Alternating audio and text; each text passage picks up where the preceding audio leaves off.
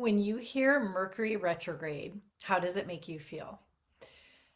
I know that Mercury retrograde has gotten a bad rep, and there are reasons behind why. At the same time, there are ways that you can actually thrive during this time.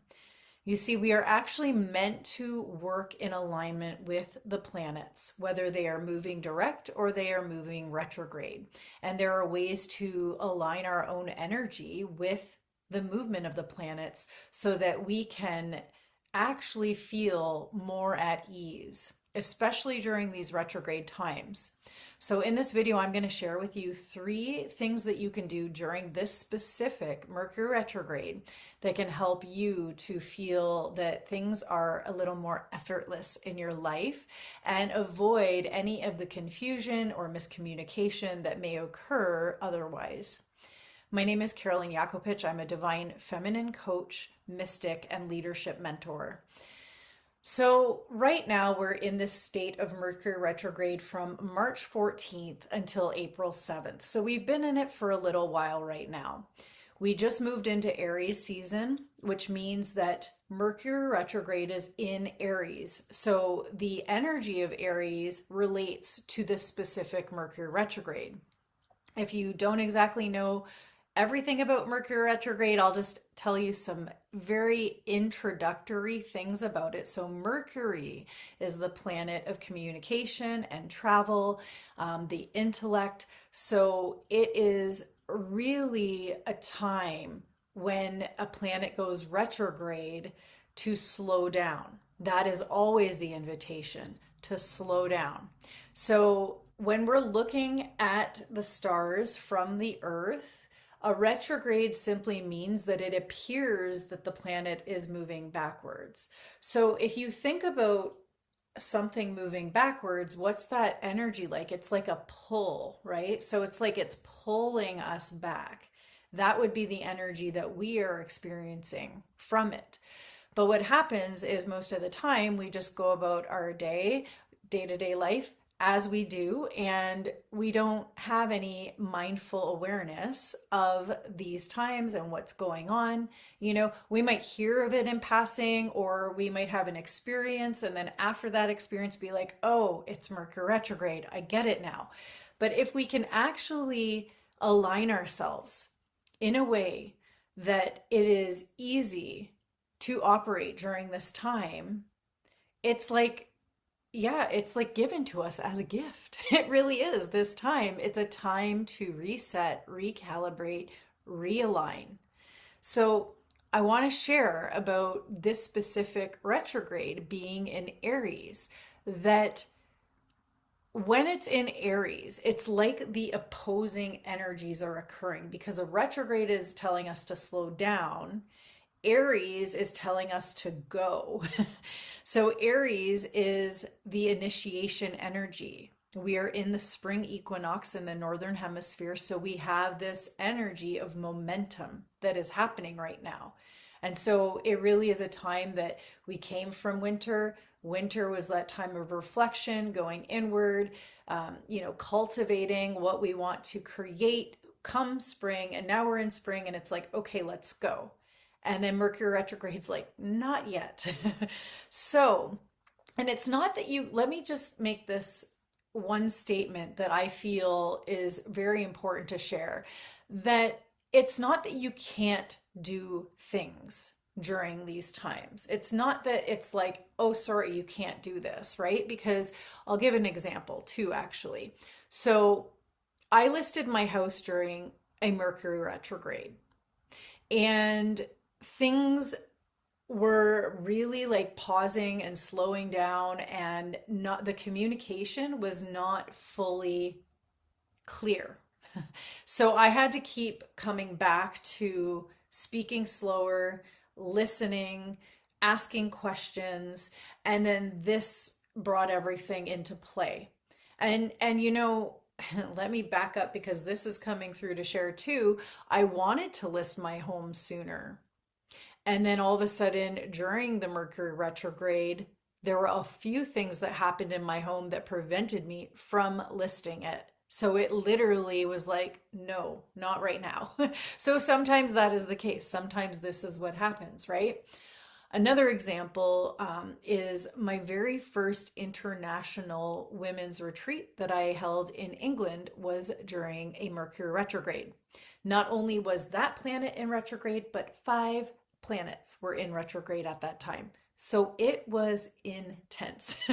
And let me tell you, it's like everyone is at their own level of awareness, right? Of the energies and how they're impacting. And then, then we're at like a vortex on the planet at a very high energy point. So add that into the mix, right? What I noticed though is that there was so much miscommunication, right? And it's like in that miscommunication, sometimes what happens is there is this reactive behavior that comes out because we're not getting our needs met, or we're not able to communicate exactly what we need, or when we finally do, it comes out like really abrasively, right?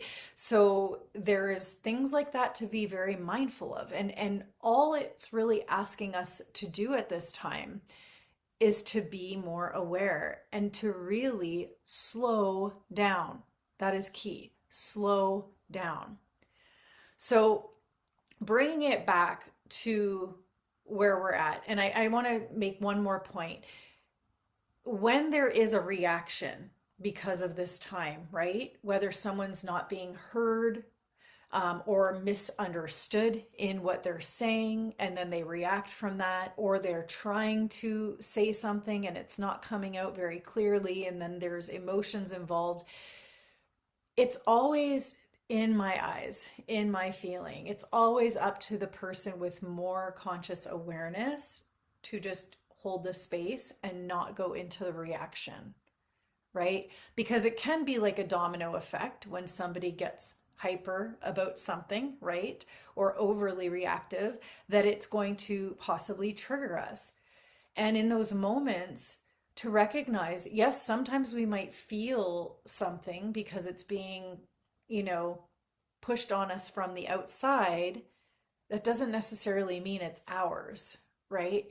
So it is really an invitation to just be aware that this is the time, March 14th to April 7th, this first cycle of Mercury retrograde right now, where things could get a little heated. That's Aries, right? Aries is ruled by Mars, the god of war. Okay, so Aries in its alignment, that energy, Mars in its alignment, is right action, alignment, moving in an inspired action. So moving in alignment with my soul, as opposed to moving into a destructive kind of nature, right? So all of that is here at this time. So what can we do at this time to make it a little more easeful for us? So the first thing, because we're in spring and it's this time of initiation, it's this time where we want to move forward and do the thing, offer the thing, share the thing, go out. The weather's getting nicer. There's, many things that are bubbling up, right? And it really is that time that is supporting us. So because Mercury retrograde is here, it is actually a time where we can go a little deeper into writing everything down, into reflecting. Yes, I'm saying come back in a little bit, right? Reflecting before taking the steps forward. Doesn't mean that you cannot take those steps forward. We're also in eclipse season, and eclipse season is jam-packed with, like, let's just say, I say adventure. It's like surprises. It's big things happening, right? It's like that metaphor of, if you've watched my other videos, I will link one in the description for you that talks all about the eclipses. It's part 1 of it. I will come back with more info about that. But just to touch on that right now, eclipses metaphorically are a door. It's a doorway that you close and a new door that you open. So it's really a time that the themes of whatever sign the eclipses are in during the new moon and the full moon, these energies are inviting us to let go of what's no longer serving us. So for instance, we're in Virgo, right? That was the first full moon. Full moon is letting go. Where can we let go of perfectionism, right? Virgo is about structure and systems. So because we're in this time of the eclipse with the Mercury retrograde layered on top, structures and systems, writing things out can be very helpful to avoid the traffic jam that could happen in the mind, or the forgetfulness or the miscommunication. So being very mindful and writing it down. Daily task lists can help, right? And then doing that in the morning and just really looking over it and seeing what we want to do and what we really need to do that day. All of that can be very, very helpful. So because spring is also this initiation, movement forward energy, we can go even deeper into writing down what we are going to release into the spring, what we are going to grow in the spring, what we are going to cultivate, right? What we're going to water more of, what are we are going to, blossom in our life. So this is really a great time to just go a little deeper into that reflection period. And so that can be the first invitation. Even though you may have forward movement, even though you may be, making strides and doing things right now, to take pauses in between, more so than usual. Pauses to write, pauses to breathe in between, before making that big phone call. Take a moment, meditate for 3 minutes, find your breath, come into your belly, close your eyes, ground yourself into the earth, just bring yourself into whatever techniques help. And from there, make the phone call, right? It's not about rushing through things at this time. It's really about being more mindful. So another thing you can notice during Mercury retrograde is because it governs travel. Some people say don't travel, don't go on vacation, all these things. I've done all these things and, I've made it through, and I've learned a lot of lessons along the way, and it's been great.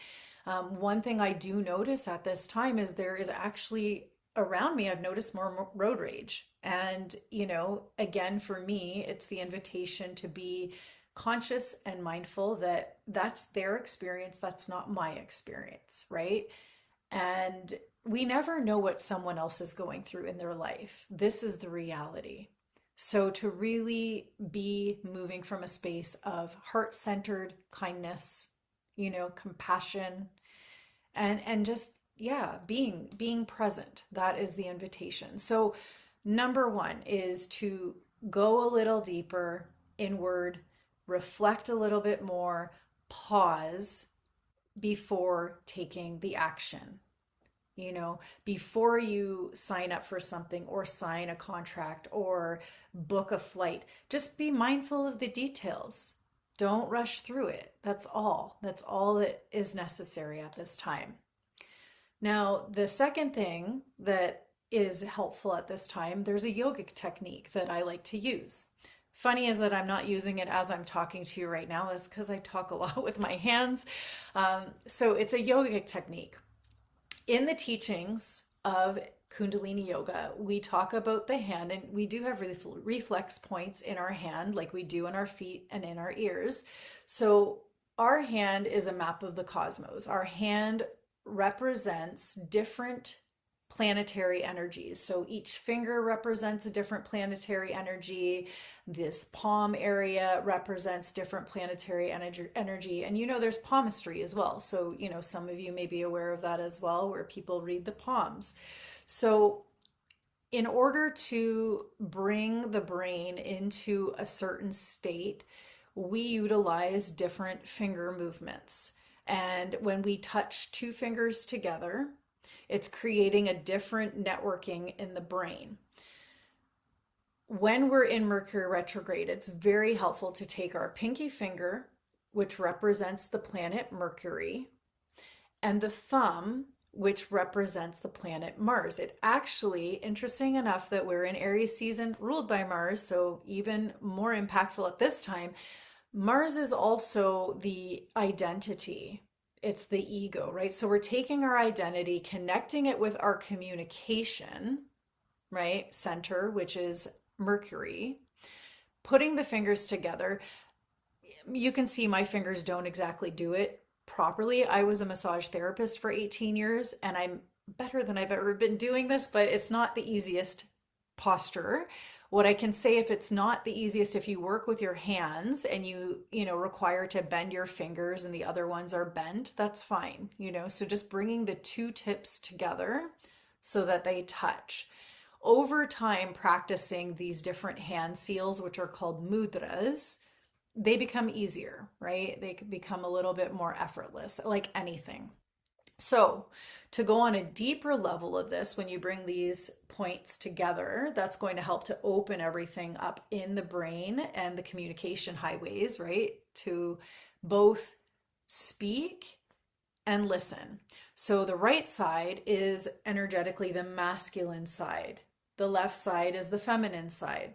So, the masculine side is the giver, the left side, the feminine side, is the receiver. So, again, communicating, speaking, right side, left side, listen. So we can do both at the same time and just rest them. If we're at a desk, we can keep them below the desk. If we're on the phone, we can, have our headphones in. We can speak on speaker. There's ways around this, right? Where we can use these finger positions to help. And they really do. Like there is this, if you just want to try it, and then take it out into your day-to-day life and see how it works for you. I'd love to hear from you in the comments, if you've tried it out, if you've ever done it before, and how it is for you. I find it to be very helpful. It really does bring the brain into a state of balance. Just like when we bring two sides of the body together, palms together, it starts to bring the right and left hemisphere into a coherent state of communication. So there are all these hidden teachings and techniques that are, very subtle and very simple and very powerful.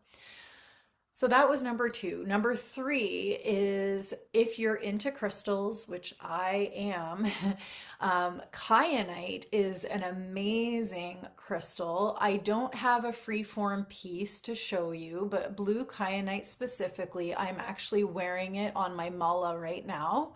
So blue kyanite is helpful for opening the throat chakra.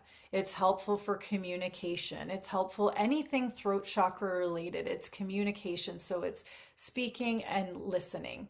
Kyanite is all about the highest truth. And so that is essentially in every day, regardless of it being Mercury retrograde, we want to be able to speak our truth.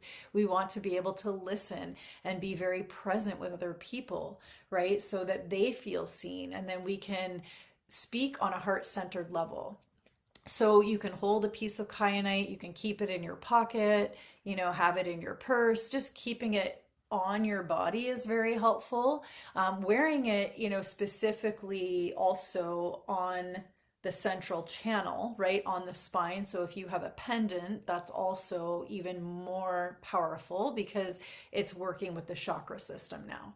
Right? So there's all these ways that we can, utilize crystals. And there are many other crystals that you can look into as well. Lapis lazuli is another one coming to mind. Sodalite is another one as well.